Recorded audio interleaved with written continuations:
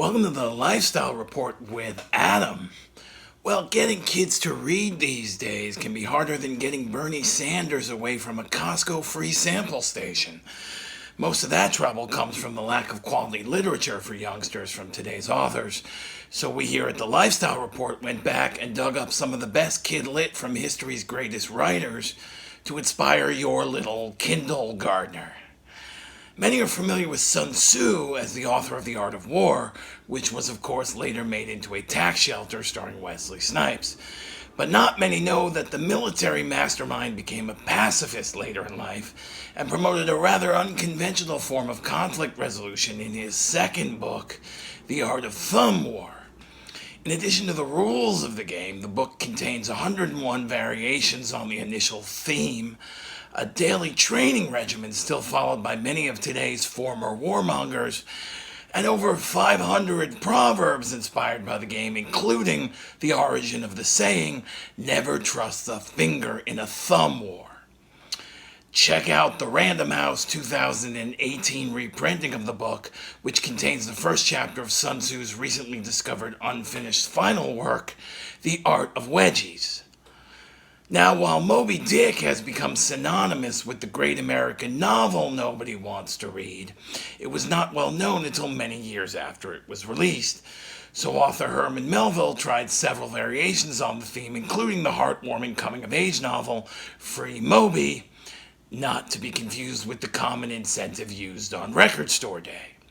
The book is sort of a prequel to its more famous brother, told from the first-person perspective of a young boy who befriends and frees a gentle white whale from an evil whaling captain.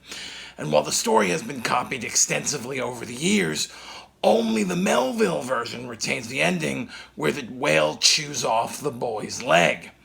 These days, that can be seen as somewhat traumatic for a kid's novel, but consider that at the time, most children died working in factories, so living life sitting around with a stumped leg would have been considered a fairy tale ending.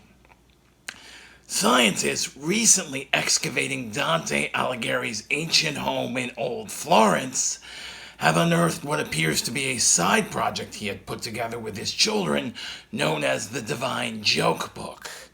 While much of the humor is lost to the ages, it appears to mirror the trajectory of the Divine Comedy, with jokes that get progressively more risque as the reader descends further into the inferno.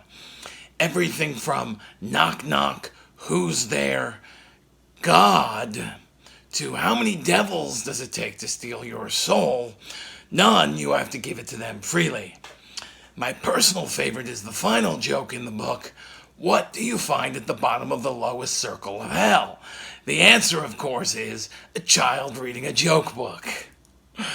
And finally, while most everyone knows Vatsyayana as the author of the sex manual, the Kama Sutra, many don't know that it was not sex he was obsessed with. It was manuals. The author and world's first home improvement expert also wrote several child-appropriate guidebooks, and while these are far less likely to be adapted into a reality show on Cinemax, there are just as many important lessons. Some of the highlights of this series include acting for kids, the Drama Sutra, crafting for kids, the Diorama Sutra, and a bedtime manual for kids called the Pajama Sutra. All 26 guides are currently available from Time Life for 4 easy payments of your future hopes and dreams. This is, of course, not to be confused with the Kids' Guide to the Kama Sutra, which is the Chris D'Elia comedy special. Well, that's all for us here at the Lifestyle Report with Adam. Tune in next week for a closer look at what's been styling your life.